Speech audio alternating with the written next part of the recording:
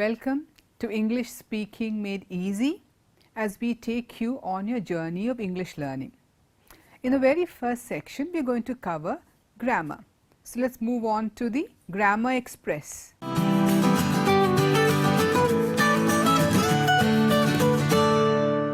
Now, imagine a collage. You have different pictures there, and different pictures denote different things. But if you need to make sense of the collage, what do? We need to put all those pictures together. We need to stick them together. So, this is how I would like to introduce the term or the part of speech we are dealing with today, which is prepositions. Now, prepositions serve the very same purpose of a glue. Like you have a sentence. In the previous episodes, we spoke about nouns and pronouns and adjectives. So, most of these parts of speech do figure in a sentence, but just placing them independently will not help. In order to understand the relationship between these words, we need a kind of connective device. We need something to hold them together, and that connective device is what we call a preposition. So, prepositions are our topic of discussion today. Okay. So, like I mentioned before, a preposition is a word that is used to link nouns and pronouns. Okay. It also links the phrases and other words within a sentence. They help to connect the people we are speaking about or the objects we are speaking about to the time when something happened, to the location where something is. So, it connects all those small bits and pieces of a sentence together. Okay. So, for example, if I am talking to you about an apple, I might say, I have kept the apple on the kitchen table. Like you see, on is a preposition there. Without that word on, what can happen is you would not know the position of the apple, and that may not help you find the apple. If you are looking for the apple, I have to tell you the apple is placed on the kitchen shelf. So, then you know where it is. Okay. So, it helps you to find out where something is. That is a preposition of position. Now, similarly, if someone tells you he is from India, the from helps you to know what the nationality of that person is. Okay. Or let us take another example. He has been studying since morning.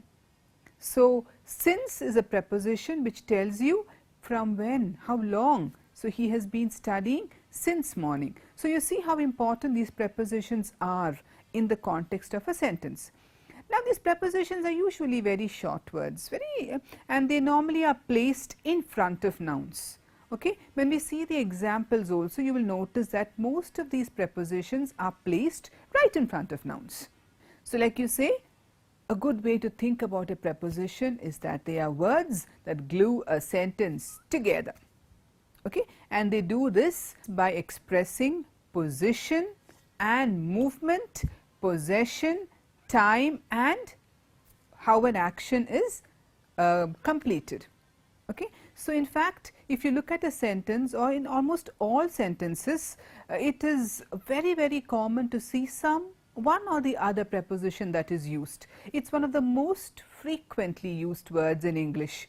Okay. So, these words, now just to know what prepositions are, these words of, to, for, with, or, all these words, very familiar words, aren't they? At, in, these words are all what we call prepositions. It is actually quite difficult to explain how and when to use them, but they are a very common part of the language. So, what we notice is people can naturally use them. If you are quite conversant with the language, you do not need to think of the rules. It flows in naturally. And it is also interesting to note that prepositions are what we call closed words. That is, content words. You can have new nouns coming in, you can have new adjectives coming in perhaps, but prepositions are a fixed group of words. They are a closed class of words in the English language. So, which basically means, unlike nouns or verbs and all that, no new words can be added to this group. Okay. So, it is a closed group of words. So, in a way, it reflects their role as the functional workhorse in a sentence. Okay. So, they are very unassuming words, yet very important to convey meaning to a sentence. Okay. And there are many types of prepositions. So, you have prepositions of time, prepositions of place, prepositions of movement. Okay. and now we are going to begin with prepositions of time. So, in this particular episode we are only going to deal with prepositions of time. Now, the main prepositions of time are at, on, in, before and after. So, what do these prepositions do? They are used to indicate when something happened, like as it is clear from the title itself. These prepositions help us to understand, okay, when did something happen or when will something happen, and it can get sometimes confusing for most users. So, we will just help you to kind of simplify how you can use prepositions of time. First, let us look at a few sentences, and we are going to see prepositions of time used in these following sentences. Okay? So, we will go on to them. The first sentence is, I was born on July 4th, 1982. So, the preposition there is on. It is placed just before the noun. Like I mentioned before, prepositions are usually placed before nouns. So, we had the preposition on. The next one, I was born in January. So, in the previous one it was on, in the second one it is in. Okay. I was born in 1982. I was born at exactly 2 a.m. I was born 2 minutes before my brother. I was born after the Great War ended. So, you see all these prepositions of time being used. We had before, after, in, on and at. Now, just to see how we can make this simple for you, there are the few guidelines in case you are confused regarding how do I correctly use these prepositions of time, and this is one area which many of them go wrong. So, if you pay attention, it will be very clear. So, first, how do we use prepositions of time? For instance, if you are speaking about years, let us say 1999, 2005, or if you are speaking about months, or if you are speaking about seasons, or if you are speaking about centuries, or if you are speaking about times of day. In all these instances, the preposition that you use is in. Okay? In the 19th century, in 1987, in January, in spring, in summer. So, in all these contexts, the preposition we use is in. But remember, we also use the preposition in for different parts of the day. Say we eat breakfast in the morning, but it needs to be noted that morning, afternoon and evening take in, but night takes an at. That is an exception. For all other parts of the day we use in, but we use at for the before we speak about night. So, it is in the morning, in the afternoon, in the evening, but at night. Okay. Now, let us go on to how we use the next preposition, which is on. So, in what contexts do we use the preposition on? Remember, the preposition on is used before days, Monday and Tuesday, before dates, on the 27th of October, on the 8th of January. It is also used before specific holidays. You see some examples to make that clear. We go to school on Mondays, but not on Sunday. So, before that, the day of the week, we use the preposition on. Christmas is on December 25th. Here it is on December because the date is given, December 25th. If the date was not given, you would say I was born in December. When the date is given, I was born on December 25th, or I was born on the 25th of December, or bring me a present on my birthday. So, this is how we distinguish between when we use in and when we use on. Now, we are going to see when we use at when we are speaking about a preposition of time. Now, we use at for as indicators of exception. We use at before festivals. So, for example, if you often see, it's just a sentence like this: families often argue at Christmas time. So, before the festival, at comes before Christmas. I work faster at night. So, that is an exception. I work faster at night. Her shift finished at 7 p.m. Okay. So, when you have these kind of expressions, we use at in place of in. Now, Before and after comparatively are much simpler. Before shows the time an activity took place. It happened before something else. After shows when an activity took place, perhaps after something else. So they aren't very confusing, but we can just give you a few examples to make it clearer for you. So like I said, both are used to tell you or explain when something happened, happens or will happen, especially in relation to something else. We'll start off going to the examples to explain how we can use words like before and after. The first one, just look at that sentence, slightly cheeky, but have a look at that. Before I discovered this bar, I used to go straight home after work. Before. Okay. The next sentence, we will not leave before 3 p.m. So they have that action and you have it in relation to something else. David comes before Brian in the line, but after Louise. So you see how that word is used, after and before. Now other prepositions of time also include words like about, during, around, until and throughout. These are also prepositions of time. For example, the concert will be staged throughout the month of May. So when you listen, you know, perhaps almost every day or every alternate day throughout the month of May, this concert will be staged. So throughout. I learn how to ski during the holidays. During, it's a preposition of time. It happens during that period. He usually arrives around 3 p.m. which means round about that time. He usually arrives around 3 p.m. It was about 6 in the morning when we made it to bed. About, around, you see that? The store is open until midnight. Okay, so just to do a slight recap for you on the Grammar Express and on the prepositions of time that we discussed, we learned how to use the prepositions of time in, at, on, and also the prepositions before and after, prepositions like until, throughout and during. All these little words, very, very important to tell you when something happened in a sentence. Okay, so with that we come to an end of the first section and we are moving on to our second section, which is Lexica, your guide to good vocabulary.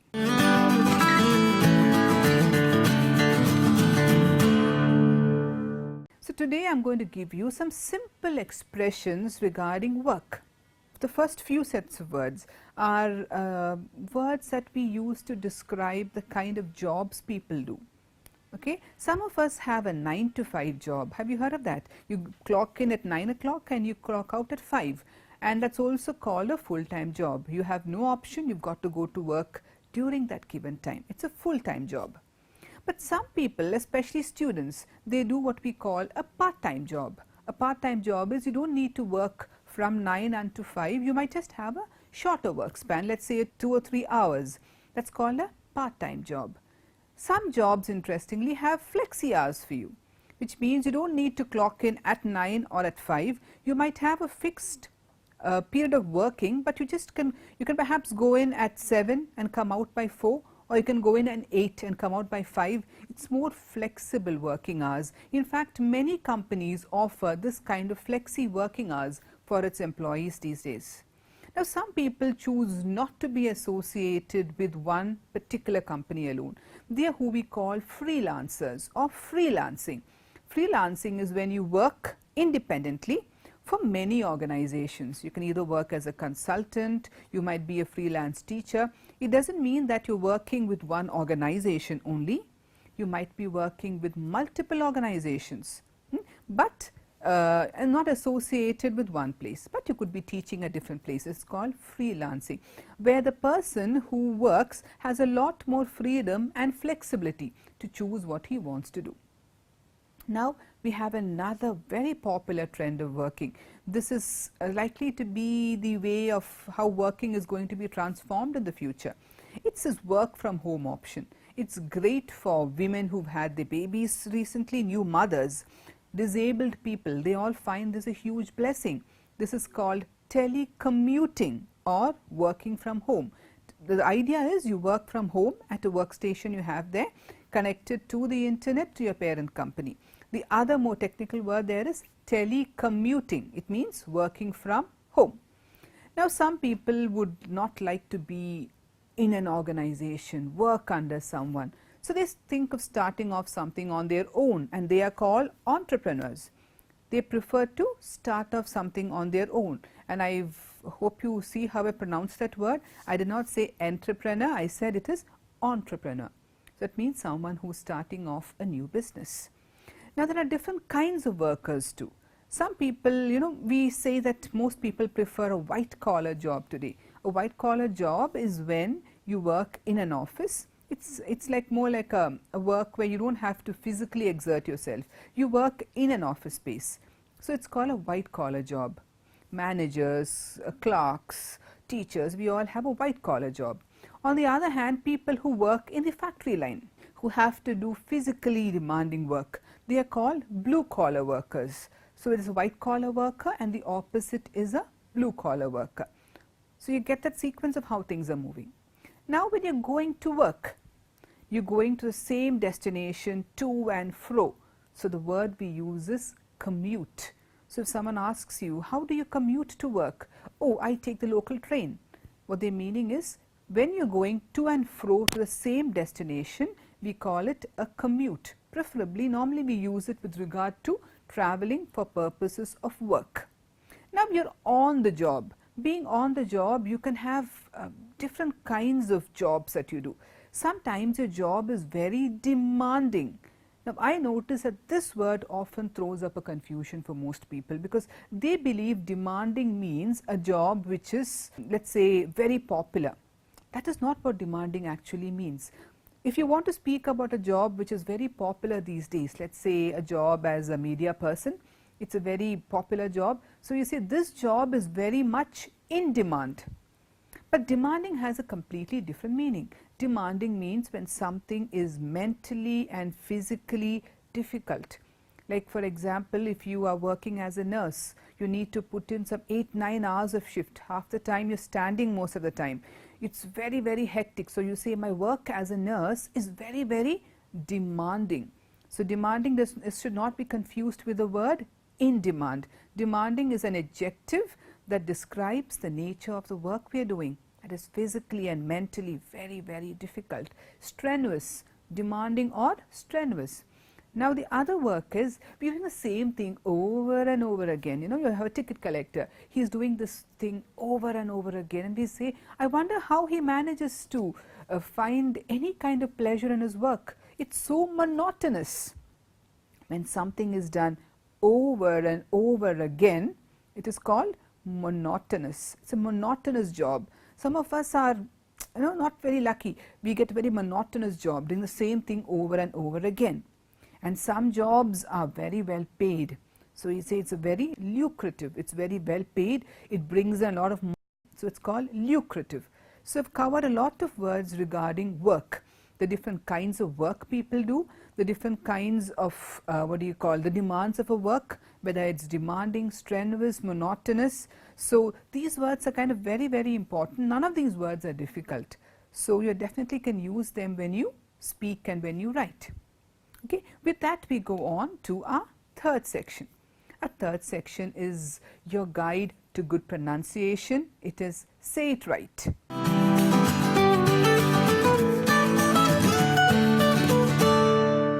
Here we are going to see how we are going to pronounce a few words of animals that we tend to go wrong when we speak of. The first word is B-E-A-R. It's a very common word. We all know how that is. I've seen different versions of this word being pronounced differently. It's not beer. Beer is what you drink. This is a bear. Bear. It rhymes with the word B-A-R-E. It's bear. Okay. And the next word is very commonly mispronounced because you're looking at it in the way the letters have been organized. You're saying T-O-R-T-O-I-S-E. So, it looks like it's tortoise. That's how it logically even seems like. That's how you read it. But that's not how you pronounce that word. It's not tortoise. It is tortoise. If you're telling your child the story of the tortoise and the hare, It's not a tortoise and the hare. It starts off from the time you tell your child a story and you mispronounce it. It's tortoise, not tortoise. Okay. The next word is S-W-A-N. It's a Aryanam that you see in the water.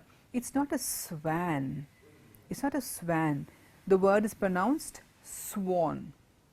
Bear, tortoise, swan. Okay. That's how you say that word. The next word is kangaroo. It's not kangaroo, it is kangaroo. The stress does not fall on the word kangaroo. It's not on G-A-R. It's kangaroo. Okay. And then we have this extinct species of animals. It is the dinosaur. It's not a dinosaur. It is a dinosaur. Okay. Kangaroo, dinosaur. Then you have this very, very common reptile you see on the walls all the time. It's not a lizard, it's a lizard. It's a lizard. It's not a lizard, it's a lizard. And the other one is cockroaches. And the last one is octopus. Not octopus, it is octopus. So most of the time when our stress doesn't fall on the right syllable, the entire pronunciation can be slightly different. So it's octopus, lizard, not lizard, lizard, octopus. Okay. So these were certain birds, certain animals, certain birds that we tend to, the names of which we tend to mispronounce. Now, before we wind up, we'll go on to the very last section we have today. Here we're going to give you sample conversations, simple sample conversations that you can, so you can get a hang of how people use them in speech. So we're moving on to our last section, which is Let's Talk, your guide to good conversation.